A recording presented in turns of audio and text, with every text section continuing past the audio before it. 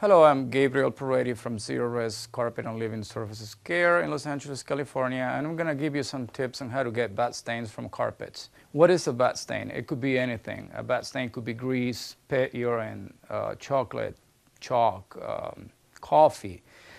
So the key thing to remove a bad stain first is to determine what is that stain made out of, what caused that stain. A lot of times you're going to have a bad stain that you have no clue where it came from. So we're going to give you a few tips on how to deal with that in a gentle way. If we knew that it was a pet stain, then we know exactly what we need to do. If it was grease, we also know. But when we don't know what it is, we have to start with something that is not going to cause any more damage. And so we need to do a basic spotting technique. In the hope that that works. And if it doesn't, then we need to determine really what it was so that we can apply the proper technique to that particular stain. Certain products like our Zero Res spotting solution is designed not to leave any residue. So this is one of the products that you don't necessarily need to rinse out. If you can't find something like this, then you're going to be using regular detergents. Most likely you're going to have to rinse them out. If you don't have any carpet spotter in your house, then you can make one very easily by mixing in a cup a little bit of water and laundry detergent. And I want to make sure that you use laundry detergent, not dishwashing, because dishwashing is meant for dishes, not for textiles. So you have to use laundry detergent. And in a cup like this, you can probably put, just the tip of a teaspoon, just a little bit, so that you create a little bit of an emulsifying solution. And once you apply it to the water, you mix it really well. And now you have a very good spotting solution for carpets. First thing in spotting is to first remove all the dry residue. Whatever is dry, you want to remove it in dry state. You don't want to re-wet it because then you make it go deeper into the fibers. So you're going to vacuum it. You're going to break it off if you can break it off, and you're going to continue to vacuum as much as possible. Once there is nothing solid that you can remove, now you can start applying the techniques. So again, a spotter like ours, we will apply it to the spot, and then we will use a towel to just blot it dry, and that would be the end of that.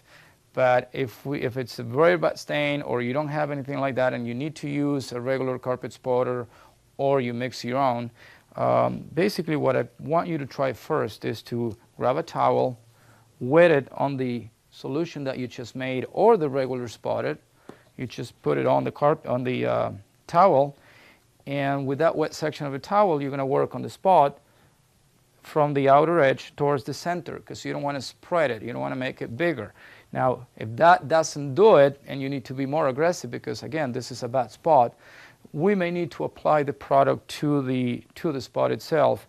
So when we do that, we're going to put it on, we're going to mix it in, and then we're going to grab, again, a towel, we're going to blot it dry and see what the result is. If we have achieved what we're looking for, which is the removal of the stain, then we're going to need to rinse that out. And to rinse that out, we're going to need to use water and our wet and dry vacuum.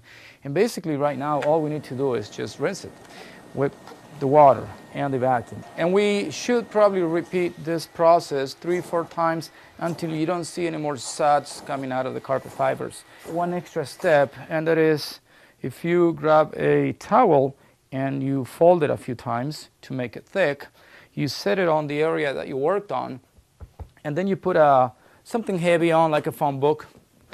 You leave it there about 24 hours.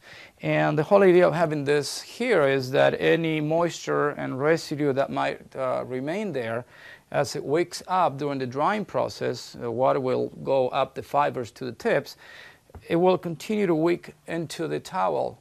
And if there is any residue, it will be absorbed by the towel. You won't have it at the tips of the fiber, creating a spot that reappears on you. So this is something very important, to have it there for at least 24 hours. And that should help you remove some of those bad stains. Again, if you're not successful, make sure you call a professional. There are certain stains that you won't be able to get out, and you will need somebody that's trained to do it. I'm Gabriel Peretti from Zero Risk Carpet and Living Surfaces Care in Los Angeles, California, and I have shown you how to clean bad stains from carpet.